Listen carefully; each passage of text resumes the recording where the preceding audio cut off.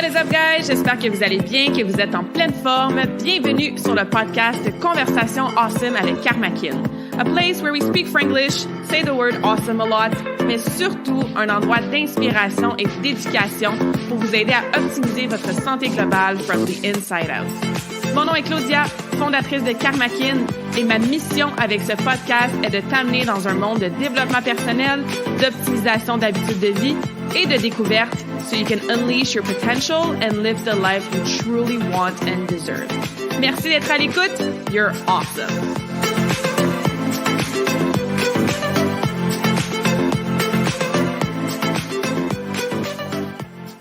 What is up, awesome people? J'espère que tu vas bien, j'espère que tu es réveillé, que tu as un papier, un crayon, puis que tu es prête à plonger dans tout un sujet aujourd'hui. Je me souviens, j'avais fait un Facebook Live sur le sujet dans le temps que je faisais des Facebook Live à tous les jeudis midi, et ça avait été une de mes vidéos qui avait fonctionné le mieux, dans le sens que j'avais eu le plus de views, le plus de commentaires, le plus de questions, le plus d'engagement. Fait que je suis comme, OK, let's go. On se refait une conversation awesome sur le fameux sujet des calories. En plus, j'ai été au sommet ultime de l'entraînement il y a quelques jours, puis il y a une fille qui parlait des hormones, de la santé chez les femmes, puis toutes sortes de sujets vraiment intéressants.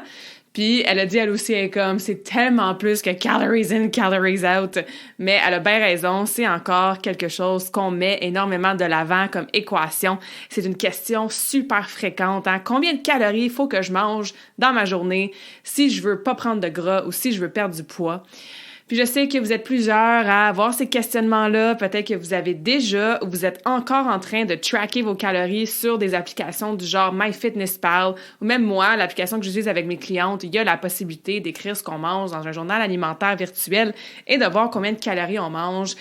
Mais bref, c'est tellement pas l'approche que moi j'ai de faire compter mes calories, en fait de compter mes propres calories puis de compter les calories à mes clientes. Mais comme je disais, c'est encore très populaire comme approche, là, tout le calories in, calories out, puis le déficit calorique, puis tous ces questionnements-là qu'on peut avoir. Fait que bref, on plonge là-dedans. Aujourd'hui, je suis quand même en feu. Alors, si je vais trop vite, s'il y a des questions suite à l'épisode, s'il y a des choses que vous aimeriez que je réexplique, ou vous avez des questions personnelles pour vous, bien évidemment, là, n'hésitez pas à m'écrire. J'ai du stock en masse à vous jaser, donc je vais être le plus... En fait, non, je ferai pas de promesses parce que...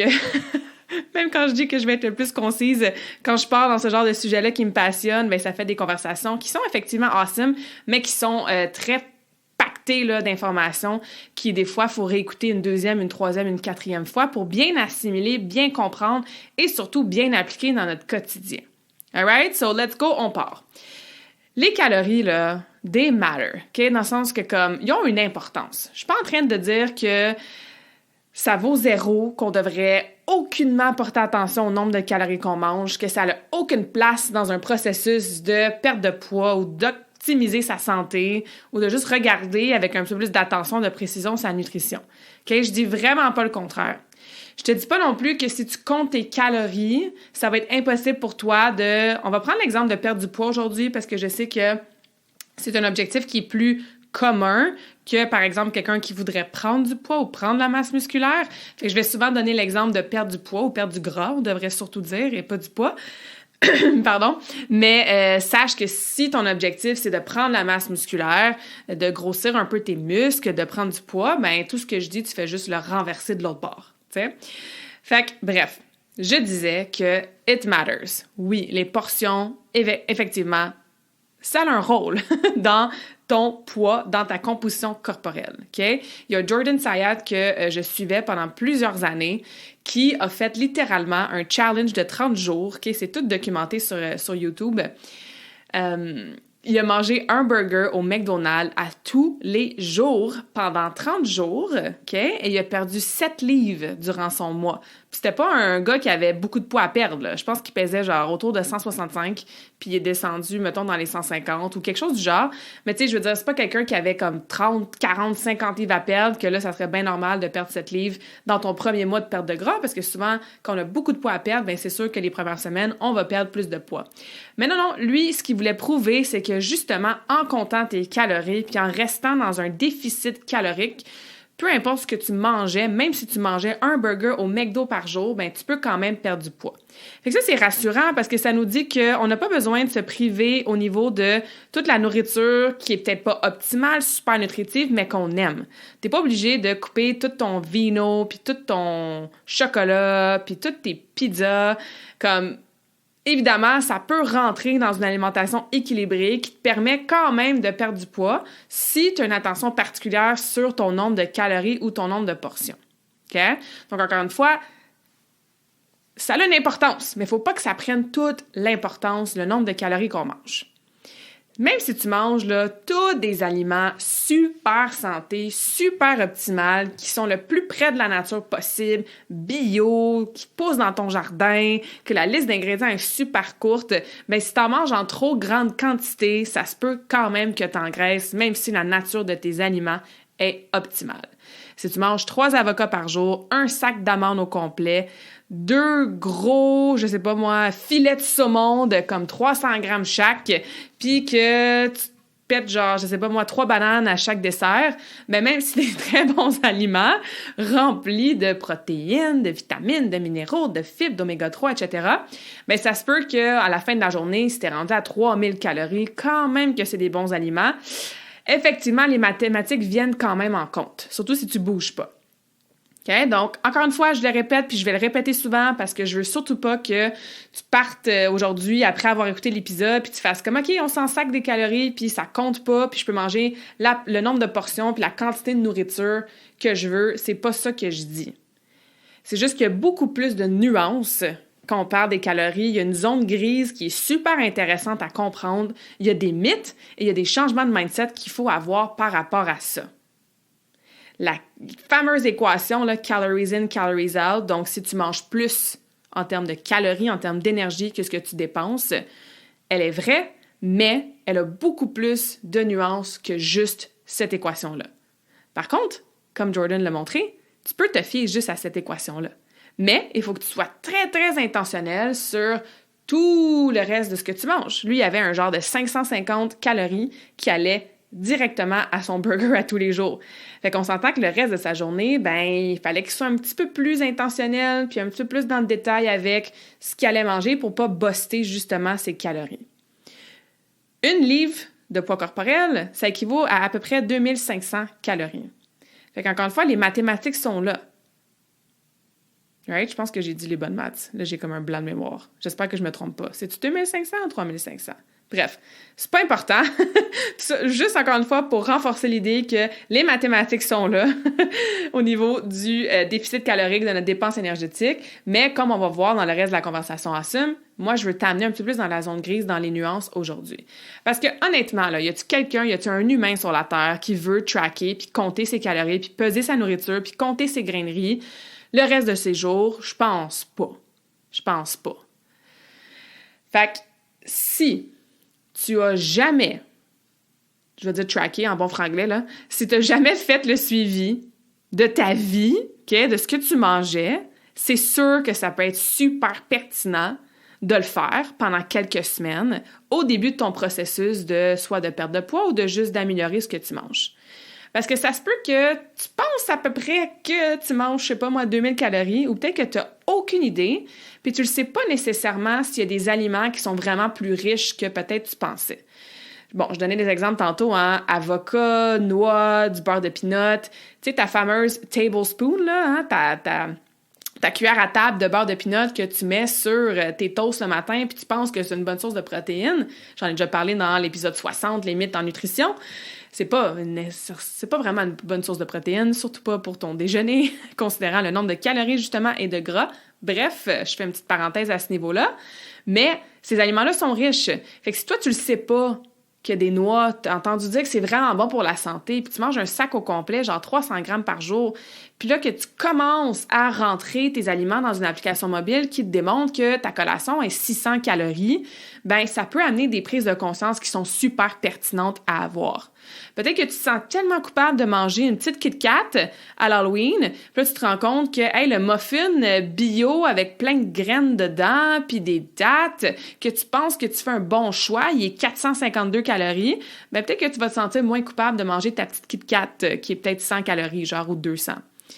Okay, donc, pour cette raison-là, je crois que oui, c'est pertinent de faire le suivi, de tracker, encore une fois en franglais, ben, les calories que tu manges. Ceci étant dit, c'est pour te donner des prises de conscience, pour que tu t'éduques, pour que tu remarques à peu près combien de calories tu manges dans ta journée. Il ne faut surtout pas prendre ça à la calorie près.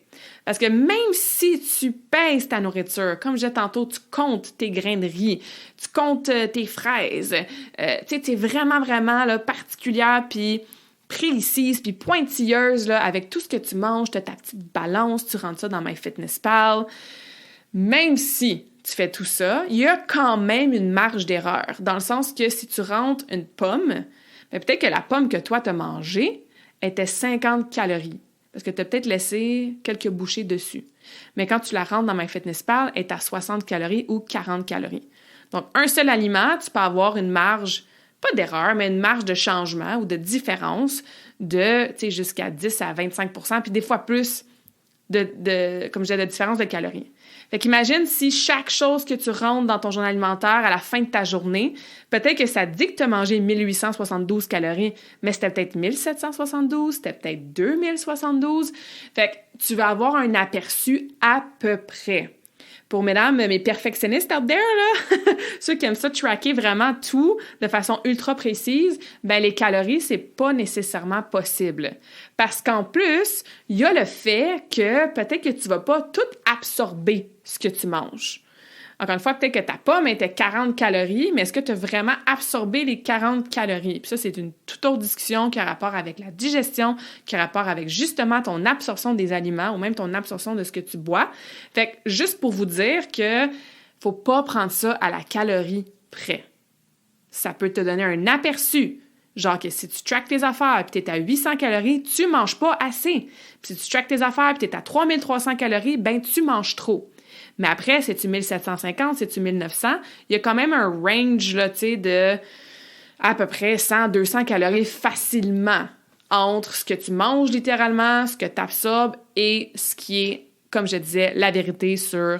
Bon, j'utilise MyFitnessPal parce que c'est un des plus populaires. Je pense que c'est un des mieux faits aussi. C'est peut-être un que tu connais, que tu as peut-être déjà utilisé, mais peut-être que tu en utilises un autre aussi. All right? Sachez que plusieurs diètes populaires, ils fonctionnent souvent, là, pas nécessairement à cause de leur paramètre précis qui est inclus dans la diète, genre, faut que tu coupes tous tes carbs, si on pense au keto, par exemple. Ou genre paléo, que tu enlèves tous tes produits laitiers puis tous tes produits céréaliers. Souvent, ces diètes-là, ils vont amener une perte de gras, oui, par l'effet physiologique sur le corps de la nature des aliments que tu manges, je vais en parler un petit peu plus tantôt, mais surtout parce que tu es plus intentionnel puis tu es plus consciente des calories que tu manges. Si du jour au lendemain, tu coupes tous tes glucides, là, on s'entend que tes calories au complet dans ta journée, ben, ils vont être moins hautes. Si tu enlèves tous tes produits laitiers, tous tes produits céréaliers, ben même chose. Ça se peut que ta journée d'aujourd'hui, en coupant tous tes pains, pâtes, patates, céréales, etc., ben c'est sûr que le total de ta journée, tu vas avoir un déficit calorique comparativement à ce que tu faisais avant. À moins de tout remplacer par, dans mon exemple, full de gras, genre justement du bacon, des avocats, du fromage, etc. Mais règle générale, là, ces diètes-là, c'est sûr que le déficit calorique, parce que tu coupes quelque chose, parce que tu suis un paramètre, ben ça pèse dans la balance, pour pas faire un jeu de mots poche, ça pèse dans la balance de ta perte de gras. Okay? Donc, encore une fois, oui, la portion est significative dans notre processus de maintenir sa composition corporelle ou, comme je disais au début, prendre ou perdre du poids. All right? Fait que, on comprend ça. Si tu n'as jamais rien tracké et tu n'as aucune idée combien de calories tu manges, tu peux le faire avec des applications mobiles, en pesant ta nourriture, en le faisant pendant quelques semaines. Mais on revient au fait que Même si tu traques tout parfaitement, il y a une grosse marge d'erreur, donc c'est à peu près, ça donne un range, ça veut pas dire que tu absorbes tout, OK? Puis c'est pour te donner une idée et non pour t'obliger à faire ça le reste de tes jours. Parce qu'encore une fois, je pense pas que c'est très sain d'être aussi... Même, c'est pas juste pas sain, c'est même pas nécessaire d'être aussi à cheval sur le nombre de calories le reste de tes jours. Ça prend beaucoup de temps, ça prend beaucoup d'énergie, ça prend beaucoup de capacité mentale parce que je l'ai faite. Puis ça peut devenir très obsessif très rapidement. Peut-être que tu te reconnais là-dedans, là. Moi, ça m'a pas aidé quand j'ai eu des troubles alimentaires. Je me disais, parfait, je vais me permettre des aliments différents, mais je vais m'assurer que ça rentre dans le nombre de calories que j'ai le droit. C'est déjà là de dire j'ai le droit de manger tant de choses versus j'ai pas le droit de dépasser. Ben là, on tombe dans le mindset avec les mots qu'on utilise. C'est pas optimal. Fait que j'étais devenue vraiment genre anal avec tout, là. Comme je calculais tout, je rentrais mes affaires dans l'application mobile, je pesais mes affaires. Tu sais, c'est vraiment drainant, là. Et ça m'a ramené dans mon côté perfectionniste, dans mon côté de j'ai pas le droit de manger ça ou etc. Je peux pas dépasser, il faut que je m'entraîne plus pour compenser. Ça aussi, c'est tellement pas un bon mindset à avoir, on va en parler après. Mais bref. Est-ce que vous comprenez dans quelle optique on peut et on pourrait et on devrait même parfois tracker nos calories, mais en gardant tous les points en tête? J'espère que oui. Si toi, t'aimes ça, là, t'es comme la fille qui aime ça faire son budget, là, puis qui écrit toutes ses dépenses, puis tous ses revenus à la scène près. T'es la personne qui track tout, je sais pas, moi, les trucs par rapport à tes enfants. T'aimes ça mettre les trucs sur un calendrier. T'as comme plein d'applications mobiles pour faire le suivi de plein d'affaires. Puis que t'aimes ça, écrire ce que tu manges. Et mon amie Emma, là, comme elle a une super belle relation avec son corps, super belle relation avec sa nutrition. Puis elle track ses calories, puis elle rentre qu'est-ce qu'elle mange. Ça fait des années. Pour elle, c'est une habitude, ça fait partie de son quotidien. Elle y va avec vraiment une curiosité. Elle voit ça comme du data, comme des données. Puis, elle s'en fait pas. Il n'y a pas d'émotion attachée à « Oh shit, j'ai dépassé mes calories aujourd'hui » ou « Oh my God, comme je mange pas assez ». C'est vraiment un outil qui l'aide puis qui est intégré dans ses habitudes de vie. Je te dirais c'est très rare des gens comme ça qui arrivent à garder l'habitude sans avoir, encore une fois, d'attachement émotionnel avec toutes les données. OK? Surtout aussi longtemps. Fait que là, tu me dis, ouais, mais je comprends, Claudia, OK, c'est bon, je peux tracker, je vais me garder une marge de manœuvre, nanana, I get it, mais faut que j'en mange combien des calories? Ça, c'est toujours la question que je reçois, c'est peut-être la question que tu te poses aussi. Honnêtement, là, ma réponse super franche, c'est je le sais pas. Je sais pas combien de calories précises faut que tu manges, OK? La meilleure façon de savoir si tu manges pas assez ou si tu manges trop, c'est de retourner à la base de tes sentiments de faim et de satiété. Puis ça se peut qu'en ce moment, tu puisses vraiment pas les truster, ces sentiments-là de faim et satiété, parce que peut-être que tu ne ressens pas la faim, ça fait des années, ou peut-être que tu penses que tu as faim, mais tu te rends compte que c'est une faim émotionnelle, c'est un craving, c'est l'habitude de grignoter, mais physiologiquement, tu n'as pas faim, mais tu manges quand même. Peut-être que tu manges tellement trop vite, puis tellement trop distraite, que tu te rends compte 5 minutes après avoir fini de manger que ça faisait longtemps que tu n'avais plus faim. Fait que je sais que quand je te dis ça, tu fais peut-être comme « Ouais, mais je le sais-tu, moi, quand j'ai faim, quand j'ai pas faim? Je suis plus habituée à l'écouter, à le savoir, à le ressentir. » Un bébé, là, quand il a faim, qu'est-ce qu'il fait? Il braille. Puis quand il a plus faim, qu'est-ce qu'il fait? Ben, il arrête de boire son lait. C'est inné, ça, en nous. Mais on le perd. On le perd assez jeune avec tout ce qui entoure nos habitudes de consommation d'aliments. Ben, on la perd, cette connexion-là, avec littéralement notre propre corps, qui a des hormones, la leptine, la gréline, entre autres, qui est l'hormone de la faim et l'hormone de la satiété, qui sont supposées nous envoyer un signal au cerveau puis nous le dire quand on a faim versus quand on n'a pas faim. Fait que c'est sûr que ne te fie pas seulement qu'à ça si en ce moment, tu te retrouves dans les petits exemples que j'ai dit. Mais avec le temps, c'est vraiment possible de reconnecter avec ces signaux-là. Par exemple, avec des clientes, ce que je fais, des fois, c'est que dans leur journal alimentaire, ils vont écrire au-delà de la portion, mettons, à peu près, puis de qu'est-ce qu'ils ont mangé, ils vont écrire sur 10 à quel point ils avaient faim, puis quand ils ont fini de manger, à quel point ils étaient pleins. Fait que si on se rend compte qu'à chaque lunch, ils sont à genre 12 sur 10 au niveau de leur faim, ben peut-être qu'il y a quelque chose à faire au niveau du déjeuner ou de la collation du matin. Si on se rend compte qu'à chaque fois qu'ils finissent un repas, sont pleines à genre 3 sur 10, bien, visiblement, ils ne mangent pas assez. C'est sûr qu'on peut pas avoir ces informations-là en 2-3 jours, surtout si ça fait longtemps que tu t'es pas connecté avec tes signaux de faim et satiété.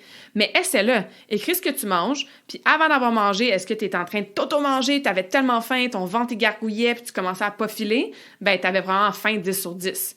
Ou est-ce que tu n'avais pas vraiment faim, tu es encore pleine de, je sais pas moi, ta collation que tu as mangé trop tard ou tu as peut-être mangé trop.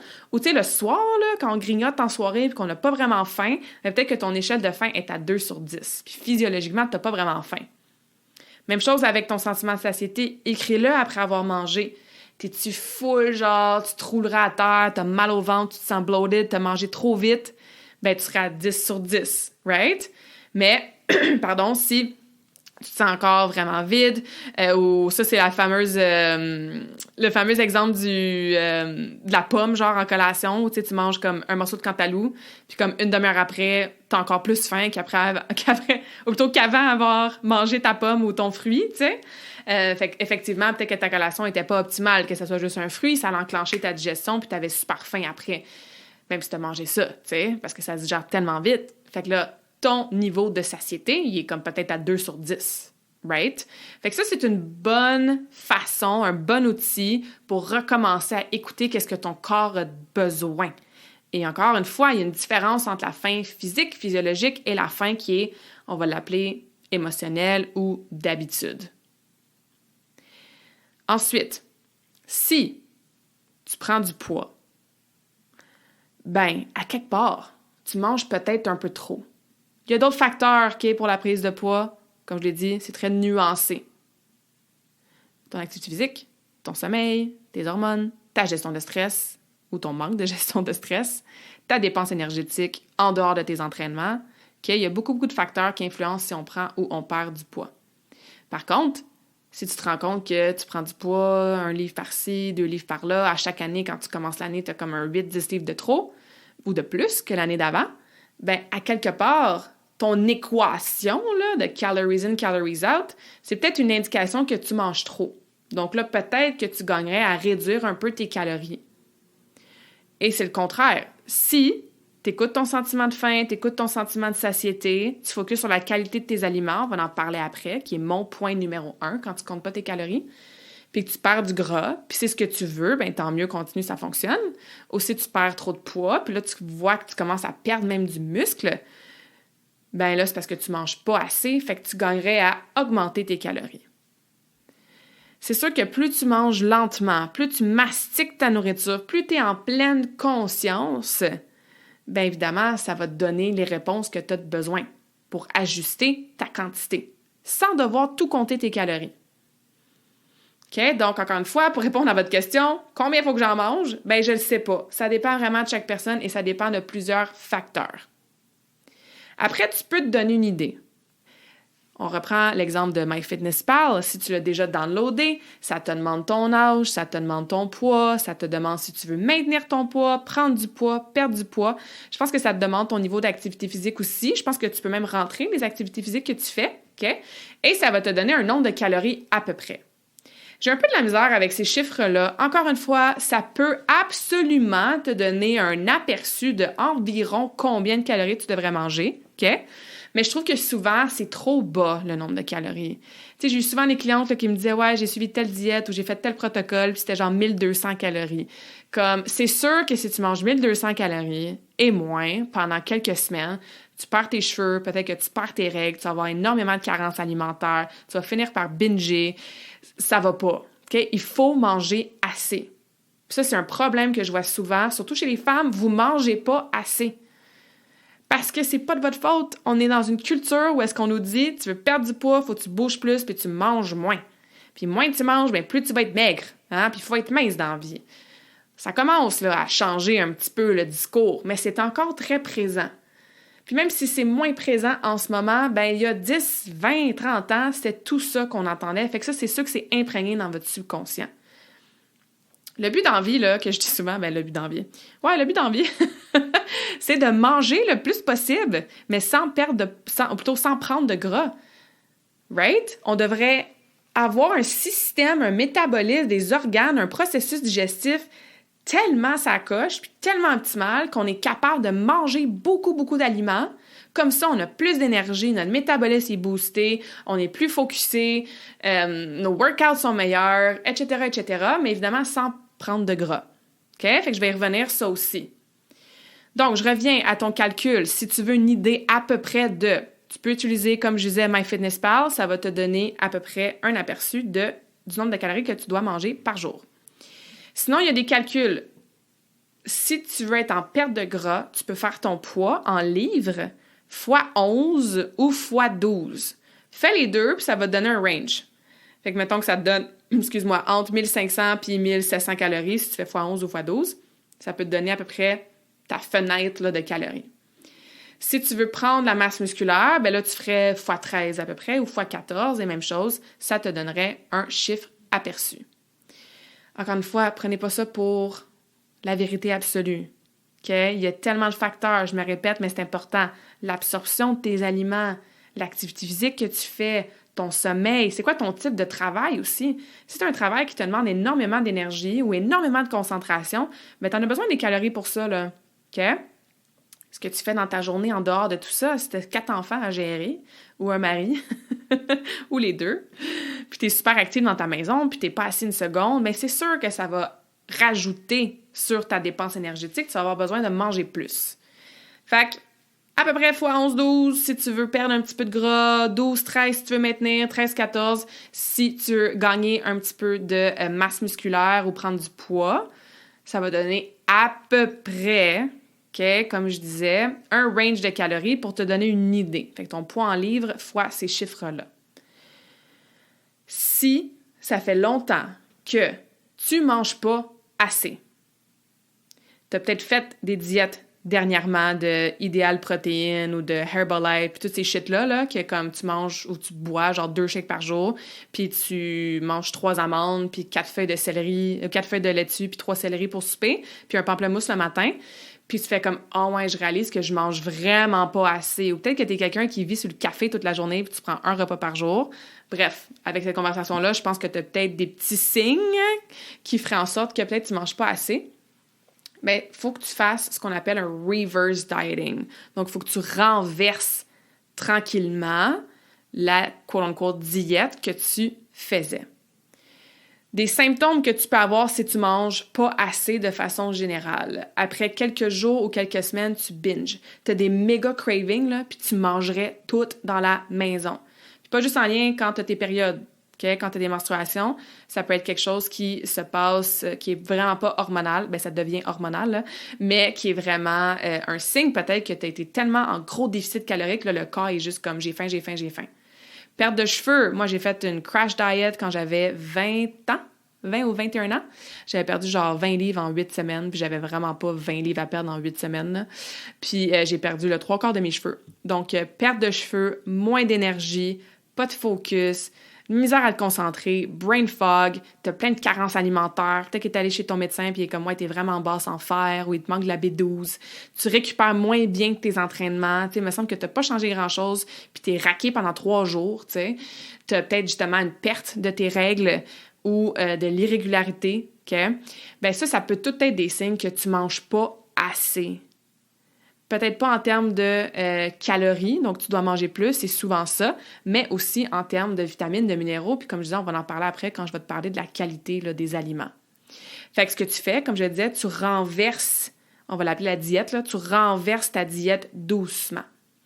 Puis ce qu'on suggère de faire, c'est d'augmenter progressivement tes calories d'à peu près 10% à chaque 2-3 semaines. Parce que tu veux pas passer non plus de « Hey, je mangeais 1000 calories, puis tout d'un coup, je mange 2000. » Tu manges le double. Ton corps, ben c'est sûr que là, il va avoir un gain de gras. OK? Donc, tu veux y aller vraiment progressivement. Fait que là, ça devient pertinent de tracker tes calories. Je répète, tu n'auras pas au chiffre précis pour toutes les raisons qu'on a déjà expliquées, mais ça va donner une idée. Fait que par exemple, tu manges 1000 calories, ben 10% de 1000, c'est 100. Fait qu'à partir de la semaine prochaine ou de demain même, tu mangerais 1100 calories. Donc, tu te rajoutes un 100 calories à quelque part dans ta journée. Tu regardes ce que tu manges habituellement tous les jours, là, puis tu te rajoutes un 100 calories. Pour l'instant, on garde son simple de ce que tu veux. Bon, c'est sûr que de ce que tu veux le plus optimal possible au niveau de la qualité, OK? Mais tu ferais ça pendant 2-3 semaines. Après 2-3 semaines, tu te rajoutes un 10% de 1100 calories. Donc, tu te rajouterais un autre 110 calories. Encore une fois, que ce soit 102, 98 ou 115, c'est pas grave, là. C'est pas 10 à 15 calories qui vont changer les choses, mais ça peut te donner une indication. Comme ça, ton corps, il s'habitue tranquillement à manger plus, à utiliser la nourriture que tu manges de plus pour les bonnes choses, sans que tu prennes de gras, et tout va se replacer au niveau des symptômes tranquillement, pas vite. All right? Si c'est le contraire, si tu te rends compte avec la conversation d'aujourd'hui et peut-être que tu as commencé à tracker quelques jours juste pour avoir encore une fois un aperçu général, ça veut dire que Colin est fatigante, elle n'arrête pas de se répéter. Ouais, ben je me répète, ça fait longtemps, puis j'ai encore ces questions-là, puis je le sais que c'est tellement imprégné, fait que je vais continuer de répéter. Fait que bref, si toi, tu te rends compte que c'est le contraire, que tu manges trop, tu te rends compte que tu es peut-être à 2500 calories dans ta journée, puis en faisant des petits calculs ou en ayant un objectif de perte de gras, ben 2500 c'est trop. Ben même chose, diminue tranquillement et progressivement tes calories. Passe pas de 2500 à 1500. OK? C'est ben trop gros comme drop. Qu'est-ce qui va arriver? Tu le sais déjà, qu'est-ce qui va arriver. Tu vas être misérable, tu vas avoir mal à la tête, tu n'auras pas d'énergie, tu vas être découragé, puis il va se passer quoi après 5 jours? Tu vas binger, puis tu vas recommencer à manger 2600 calories au lieu de 2005. OK? J'exagère, mais pas tant que ça. Ça arrive souvent. C'est pour ça que les diètes, ça ne fonctionne pas. Surtout les diètes qui enlèvent des groupes alimentaires au complet ou des diètes qui réduisent énormément les calories parce que tu manges juste de la soupe aux choux pendant 8 jours. Bien, c'est sûr que quand tu recommences à manger, le jump il est tellement gros que ton corps il est genre « What is happening? » Puis là, tu vas stocker tout ce que tu manges. Puis en plus, you're gonna feel like shit. OK? Fait que réduis 100 calories à peu près ou 10% de tes calories doucement à chaque 2-3 semaines. Enlever 80-100 calories, c'est enlever une banane par jour, c'est enlever une petite poignée de noix, c'est enlever peut-être 1 once de viande. C'est des petits changements qui feront pas en sorte que tu vas être genre affamé puis que tu vas manger tout ce qu'il y a dans les armoires rendu au vendredi soir. OK? Donc, reste loin de tout ce qui est même 1400 calories et moins. Il faudrait que tu payes genre 100 livres là, pour manger 1400 et moins. Comme, reste loin de ces protocoles-là qui réduisent trop tes calories.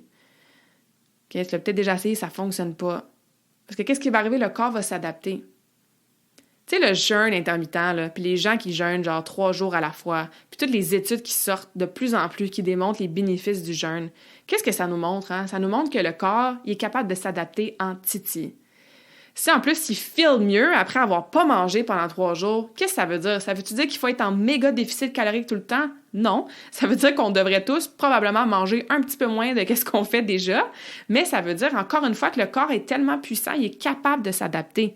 Par contre, surtout chez les femmes, hein, surtout les femmes qui ont un mode de vie actif, qui ont du stress dans leur vie, même si c'est du stress positif. Je parle de carrière, de prendre soin des enfants, d'avoir ta profession, les tâches ménagères, les corvées, genre de vie sociale, tu sais, comme n'importe quand que tu as une vie un petit peu active, un petit peu occupée, ben ça en demande du stress au corps. Fait que si trop souvent, pendant trop longtemps, tu n'as pas assez de fuel, tu n'as pas assez de gaz pour t'aider à gérer tous ces stresseurs-là, même si c'est des stress positifs, ben à un moment donné, c'est ça, c'est que le corps va s'adapter. Puis dans ce cas-ci, le corps, il s'adapte avec des changements hormonaux qui sont pas tant nice pour ta santé à moyen et long terme. Je parle du métabolisme qui ralentit, ou plutôt qui s'adapte. Fait que, gardons ça, là, avant, quand tu mangeais de façon X, tu maintenais ton poids. Puis là, quand tu manges de façon X, après avoir fait une diète, tu te rends compte que tu prends du poids. Right? Peut-être que ta glande thyroïde a ralenti puis est all over the place. Parce que hormonalement, il y a des choses qui doivent se passer. Je parlais des règles tantôt. Peut-être que tu es en périménopause, puis là, tu as full de symptômes du jour au lendemain parce que tu manques de bouffe, tu manques de bon gras pour aider tes hormones. Je parlais de l'entraînement. Ben, peut-être que tu es raqué pendant 10 jours après avoir fait des squats parce que tu manques de protéines, tu manques de glycogène, parce que tu manges pas assez. Fait que ton corps va s'adapter, mais il va aller puiser dans des réserves, il va aller créer toutes sortes de débalancements hormonaux, même au niveau neurotransmetteurs, quand on parle de tout ce qui est dopamine, sérotonine, GABA, il y en a, là, puis je suis vraiment pas experte là-dedans, mais il y a des adaptations qui se font pour compenser ton manque de fuel, ton manque de bonne qualité de nourriture.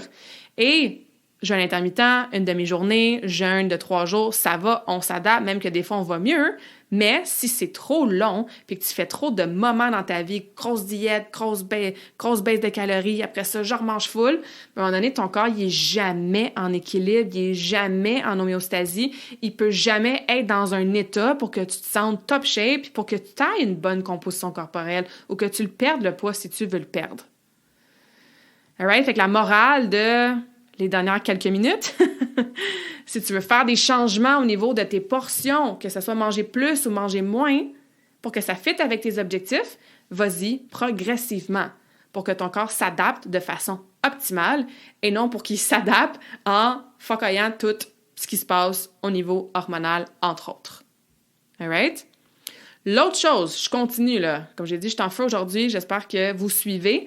Qu'est-ce que je vois trop souvent, surtout quand vous traquez avec une application mobile qui vous demande votre niveau d'activité physique. Tu peux rentrer que tu as marché 10 minutes, tu peux rentrer que tu as fait un workout de musculation pendant 60 minutes, etc., etc. C'est que des fois, ça te redonne les calories que tu as brûlées. Ça, c'est une grosse erreur. Je trouve ça nice, là, encore une fois, si vous aimez ça, vraiment, écrivez vos chiffres. Tu sais, vous avez brûlé combien de calories pendant votre workout. Ça va si tu aimes ça faire ça, mais tu ne devrais pas remanger les calories que tu as perdues.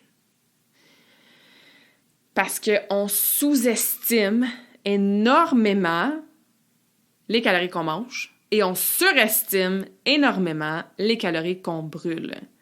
Fait qu'on se ramasse avec une équation qui marche plus. Fait que tu sais, encore une fois, peut-être que ça dit que ta marche de 30 minutes, ça t'a fait perdre 100 calories. Puis là, tu dis, je vais me prendre un petit cornet à soir de chocolat de 100 calories. Là, tu sais, je le mérite, hein? On se dit ça, hein? Je le mérite, j'ai bougé aujourd'hui. Mais comme, c'est-tu vraiment 100 calories que tu as perdu? Ou c'est genre 30? Ou c'est peut-être plus? C'est peut-être 140. C'est vraiment, vraiment difficile de savoir à la calorie près combien de calories on a brûlé. Aussi, pourquoi? Mais parce qu'après notre activité physique, on continue à brûler des calories grâce à l'activité physique, surtout quand c'est du cardio en haute intensité, genre des intervalles, et surtout quand c'est de la musculation, parce qu'on a besoin de calories pour réparer les muscles, refaire les réserves de glycogène dans les muscles, entre autres, et réparer le corps après un effort physique.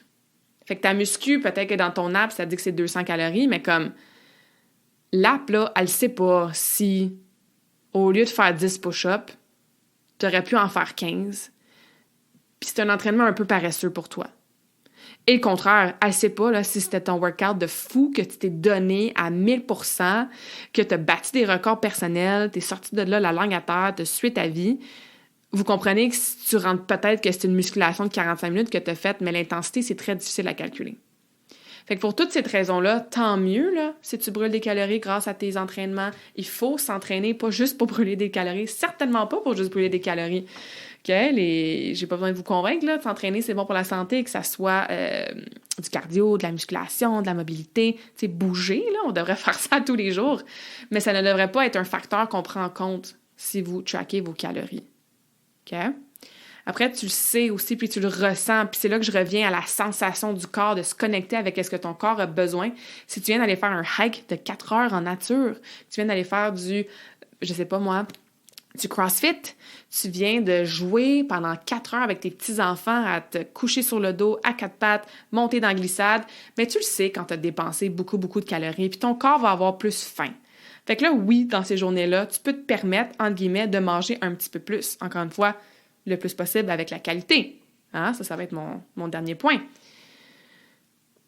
La journée que tu t'es écrasé sur le sofa, puis t'as pas vraiment bougé, t'as pas vraiment fait grand-chose, t'as écouté Netflix, t'as fait peut-être 2000 pas dans ta journée, c'est peut-être pas là le temps de manger les affaires les plus riches dans ton frigo.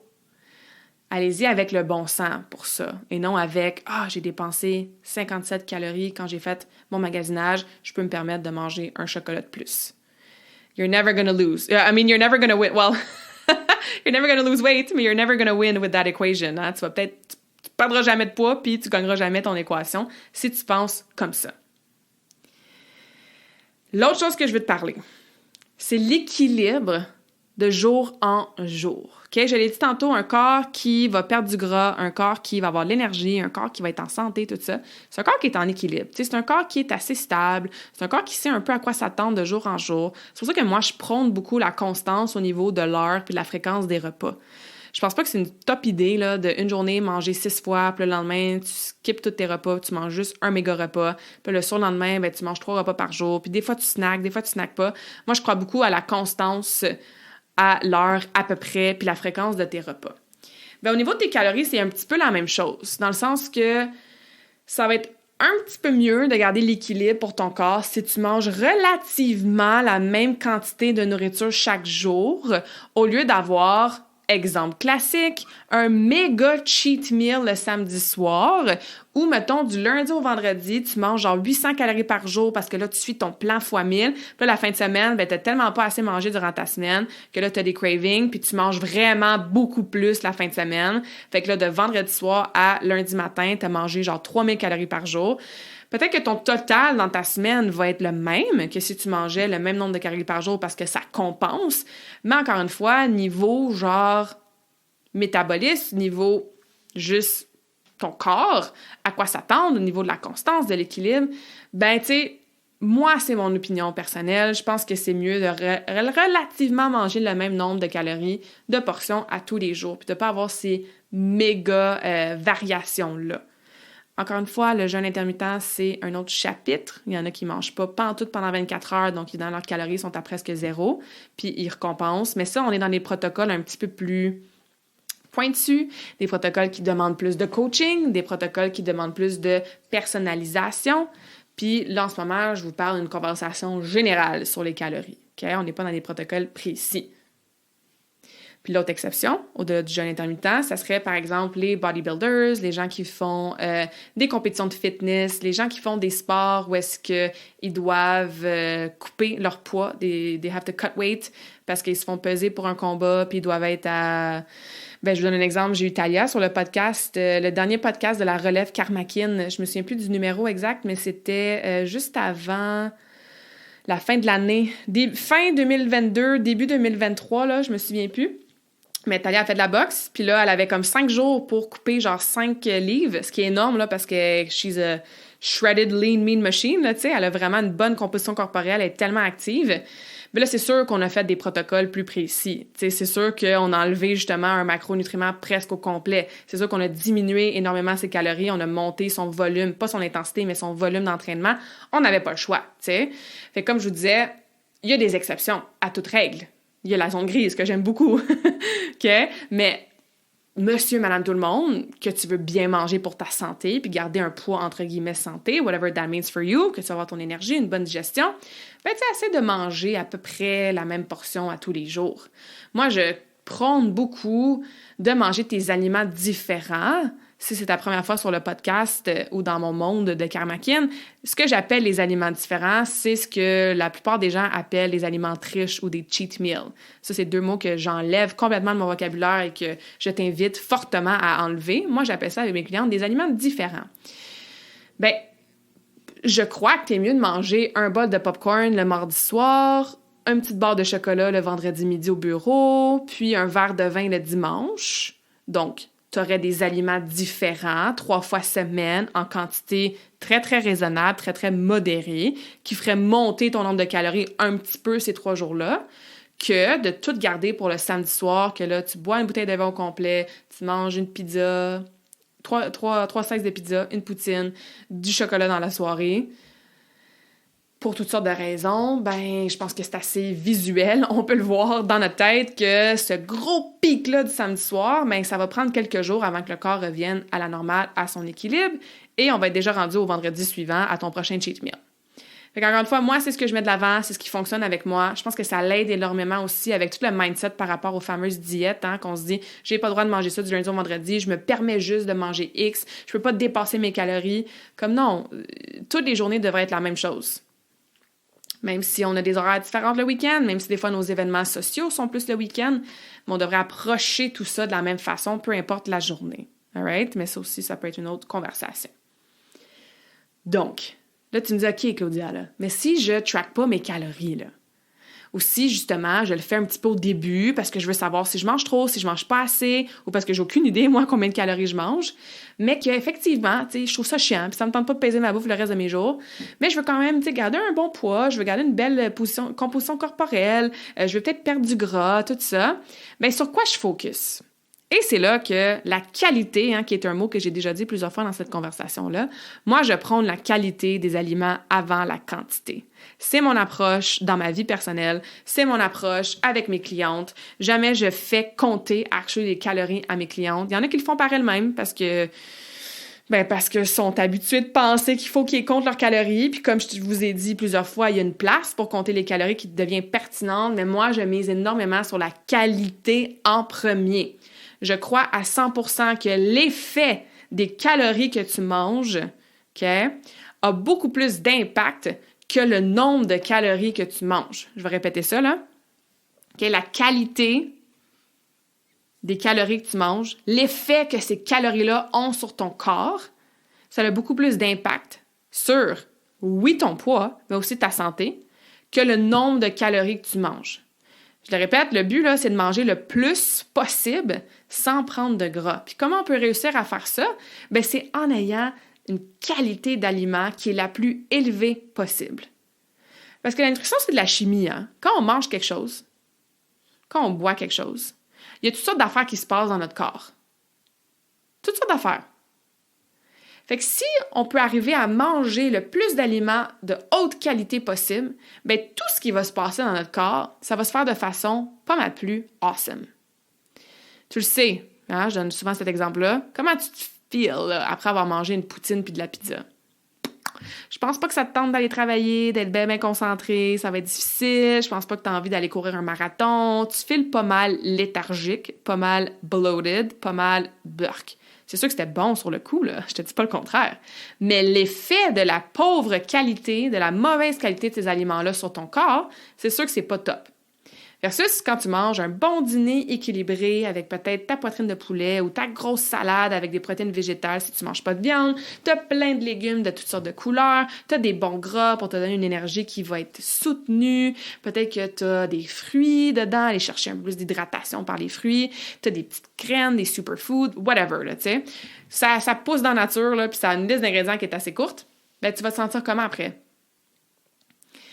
Pas mal mieux qu'après ta poutine puis ta pizza. Fait que l'effet que cette qualité, cette haute qualité d'aliments-là a eu sur ton corps, bien, c'est sûr que ça va t'aider.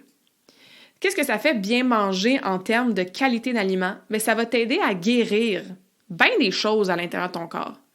Il y a tellement de gens que leur digestion, c'est de la merde, que vous avez des reflux gastriques, des gaz, du bloating, des boutons d'en face, du brain fog, de l'inflammation, mal aux articulations, mal à l'estomac, ça remonte, ça digère pas, difficulté à aller aux toilettes à tous les jours. Ça, là, c'est tout en lien avec la digestion.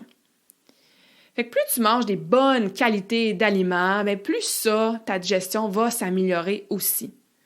Dans ton estomac, où est-ce que les protéines se digèrent, il y a beaucoup de gens, incluant moi, hein, je l'avais fait les tests, là, c'est vrai, je serais peut-être due pour le refaire, mais qui n'ont pas assez de stomach acid, qui n'ont pas assez de cette substance-là qui t'aide à briser les protéines comme il faut pour être capable de les digérer, qui envoie un signal à ta vésicule biliaire qui dit « Hey, sécrète un peu de bile, là, on s'en vient, puis on a besoin de bile avec le foie pour digérer les gras. » Il y a des gens qui ont des fatty liver, hein, qui ont des foies qui s'en viennent littéralement gras.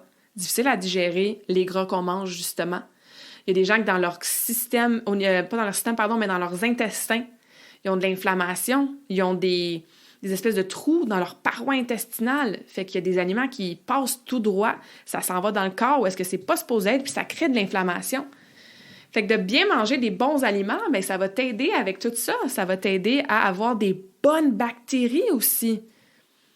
On est littéralement des milliards de bactéries ambulantes. OK? Notre système digestif, notre gut, il est fait de milliards de bactéries. C'est sûr que quand tu manges des Kit Kat, du McDo, versus quand tu manges des fruits, des légumes, des bons gras, encore une fois, des bonnes qualités d'aliments, ben c'est facile de savoir lequel va aider à nourrir les bonnes bactéries versus les moins bonnes bactéries. Fait que tu optimises tes systèmes, tu boostes ton métabolisme. Ton métabolisme de base, dit vraiment simplifié, là, c'est un petit peu plus complexe que ça, ben c'est le nombre de calories, le nombre d'énergie que tu dépenses en faisant rien. Ça, c'est ton métabolisme de base. Fait que mettons que tu restes couché, allongé, 24 heures, sans rien faire, tu brûles quand même des calories juste à rester en vie. Fait qu'évidemment, on veut avoir un métabolisme de base qui est super haut, ça va nous permettre de manger plus, right? Versus si on brûle genre 1000 calories au lieu de 2000 à ne rien faire.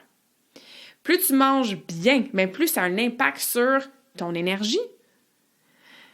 Qui manque d'énergie dans la vie? Ben du monde, hein? Des fois, on dit « Ah, je manque de temps pour faire ça, je manque de temps pour faire ça. » C'est pas toujours le temps qui manque, c'est l'énergie, ça nous tente juste pas. On est fatigué, ça nous tente pas, on n'en a plus d'énergie, physique ou mentale, souvent mentale. Fait que de bien manger, de s'alimenter, ça va aider ton énergie. Puis regardons ça, quand on a plus d'énergie, qu'est-ce qui se passe? Ben on augmente notre dépense énergétique parce qu'on bouge plus, puis on en fait plus de choses dans notre journée, puis on tue nos workouts de façon awesome, on a de l'intensité. Ben regardons ça, qu'est-ce qui arrive? Quand tu dépenses plus d'énergie, tu peux manger plus aussi. OK, fait que plus tu manges mieux, tous des mots qui veulent dire la même affaire, hein? Mieux tu manges, devrais-je dire, bien, plus tout ça est optimisé, plus tu es en santé, plus tu as de la vitalité. Donc, plus tu peux manger en termes de calories, en termes de volume d'aliments. Il y a l'expression que j'utilise souvent parce que c'est tellement vrai. We are overfed but undernourished, surtout en Amérique du Nord, hein? On mange vraiment trop, donc overfed en termes de calories. C'est pour ça qu'il y a une épidémie d'obésité, de pire en pire, dans toutes sortes de pays. J'étais allée en Colombie, là, vous le savez, au début de l'année, puis quand même là-bas, là, c'est rendu... c'est pas aussi pire que le Mexique, là, mais on n'est pas loin. C'est triste, là. Fait que we're overfed comme population, mais on est undernourished, donc on est mal nourri. Parce que ce qu'on mange, c'est ultra riche en calories. Par contre, c'est vide de ce que j'appelle... En fait, j'appelle ça des calories vides. C'est vide de vitamines, de minéraux, d'antioxydants, de polyphénols, de fibres, d'eau, de protéines, de glucides complexes, de bons gras. D'où le undernourished. On se nourrit pas assez de tout ce que la nature peut nous donner, de tout ce que cette qualité-là d'aliments peut nous donner. Pensez là, tu manges une méga salade qui est avec... Imagine ta salade préférée, là. Il y a full de légumes dedans. Comme je disais tantôt, elle est super colorée. C'est des aliments qui sont près de la nature, tout ça. Ça te prend du temps à la manger, hein, parce que c'est long, manger une salade. Faut que tu mastiques. Ça s'avale pas tout rond. Fait que t'atteins ton niveau de satiété, ou plutôt t'as plus le temps d'entendre ton niveau de satiété qui dit « Hey, tu sais, comme j'ai assez faim, j'ai assez mangé. » Ou plutôt « J'ai assez mangé. » T'as beaucoup de volume, t'as l'impression de manger plus parce qu'on dirait que tu manges pendant 20 minutes ou 30 minutes. Donc, encore une fois, c'est ton signal à ton cerveau. Fait comme, hey, j'ai assez mangé, là, j'ai mangé beaucoup de volume d'aliments. C'est des aliments qui sont très, très hauts en termes de nutrition par la nature et la qualité. Je répète ce mot-là souvent parce que je veux que tu retiennes ça, qualité. Versus manger un croissant ou une chocolatine ou un muffin ou ta toast de pain blanc au Nutella. C'est peut-être 400 calories, mais tu manges en 2 secondes. T'as pas grand-chose de bon là-dedans, là, en termes de vitamines, de fibres, d'aliments awesome. Fait que t'envoies un signal à ton cerveau que t'as mangé rapidement, fait que t'as peut-être encore faim. Ça t'a pas amené les fibres ou les autres choses qui pourraient te donner un signal que t'es assez nourri. Fait que qu'est-ce qui arrive? Ben, t'as encore faim, puis tu commences à manger 1 heure ou 2 heures après. Vous voyez la différence? Fait que la quantité, hein, a sa place, j'en ai parlé en long et en large aujourd'hui, mais si tu focuses sur la qualité de ce que tu manges, tu n'auras jamais besoin de compter tes calories. Parce que c'est bien difficile de manger trop de brocoli dans la vie. C'est bien difficile de manger 2 pommes de suite. Bon, peut-être quand c'est en mois de septembre, le temps des pommes au Québec, là, mais c'est bien difficile de manger trop de poulet. Mais c'est bien facile de manger trop de crackers, trop de chips, trop de pâtes blanches, trop de bonbons, trop de chocolat.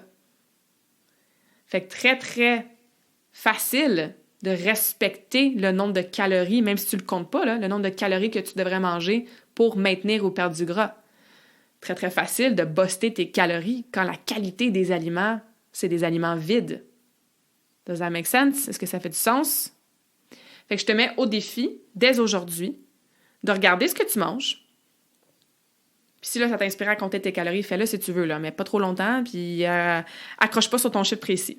Mais surtout, ce que je veux que tu fasses, c'est que tu rajoutes un aliment à qualité nutritive élevée. Parce que ça aussi, c'est la stratégie que j'aime. J'aime ajouter des bonnes choses à l'alimentation au lieu d'enlever les moins bonnes choses. C'est bien plus plaisant. En tant qu'humain, là, quand on se fait dire « tu pourras plus jamais boire de vin, tu pourras plus jamais manger de sucre », bien, qu'est-ce qui arrive? On n'aime pas ça, on est misérable, et après 3 jours, ben on en mange le double parce qu'on se rebelle contre nous-mêmes. Fait que de focaliser sur des choses qu'on ajoute à notre alimentation, beaucoup plus plaisant. Ça veut dire que tu peux continuer à aller manger tes calories vides ou tes moins bonnes sources de calories. Continue à les manger, mais dès aujourd'hui, rajoute un aliment à chaque jour de qualité élevée. Fait que peut-être qu'au déjeuner, tu te rajoutes un fruit. Tu manges jamais de fruits au déjeuner, tu te rajoutes un fruit. Peut-être que dans ta salade, au lieu de mettre genre un concombre, un petit morceau de concombre, ben tu rajoutes un demi-concombre au complet. Ou plutôt le demi d'un gros concombre. En tout cas, bref, tu rajoutes plus de concombre dans ta salade.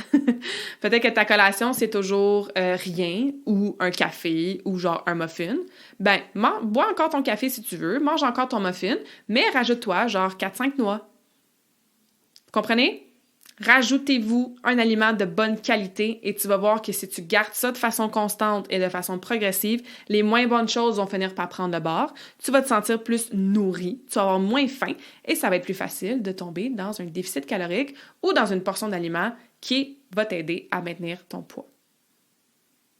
All right? OK, ça fait genre 55 minutes que je parle à peu près. Fait que je vais vous laisser, mais si vous voulez que je fasse une partie 2 là-dessus, si vous avez des questions, si vous voulez que j'en parle dans des stories sur Instagram, dans mon infolette du samedi santé, ben écrivez-moi, ça me fait plaisir parce que je sais que c'est un gros sujet. Je sais qu'il y a des coachs qui prônent à fond calories in, calories out, puis c'est tout, puis ça fonctionne. Encore une fois, je dis pas que ça fonctionne pas. Moi, j'ai une approche différente. Je préfère que ton corps soit en santé, que tous tes systèmes, tes organes, ils fassent leur job de façon awesome, que tes hormones, ils soient pas dans le free-for-all. Fait que je préfère que tu ailles vraiment bien from the inside out. Puis ça va t'aider à, comme je disais, calculer tes portions. Puis je préfère que tu passes autre chose dans ta vie que de passer 1 heure par jour à tout compter. OK? Mais ça a sa place. Ça a sa place, ça a sa place. All right, fait que mon quote pour aujourd'hui, « You gotta nourish to flourish ». Donc, tu dois te nourrir pour fleurir. Alors, n'ayez pas peur de manger plus. Allez chercher des aliments sains, OK? Vous devez vous nourrir pour être capable de fonctionner à votre optimal à tous les jours, OK? Ça va vous aider pour votre stress, ça va vous aider pour vos performances, ça va vous aider pour votre sommeil, ça va vous aider pour vos cycles menstruels, votre ménopause, mais nourish with high quality foods. Donc, nourrissez-vous d'aliments qui ont une très haute teneur en qualité awesome. J'espère que cette conversation awesome t'a inspiré. Et d'ailleurs, I would love to hear back from you. Rejoins Karmakin sur les réseaux sociaux and tag me in a post pour partager ce que tu retiens de cet épisode. Je serais vraiment grateful aussi si tu pouvais me laisser un rating and review pour le podcast. Ça me permet d'avoir un impact positif sur plus de gens comme toi. Merci beaucoup d'avoir été à l'écoute and until next time, je te souhaite une journée awesome.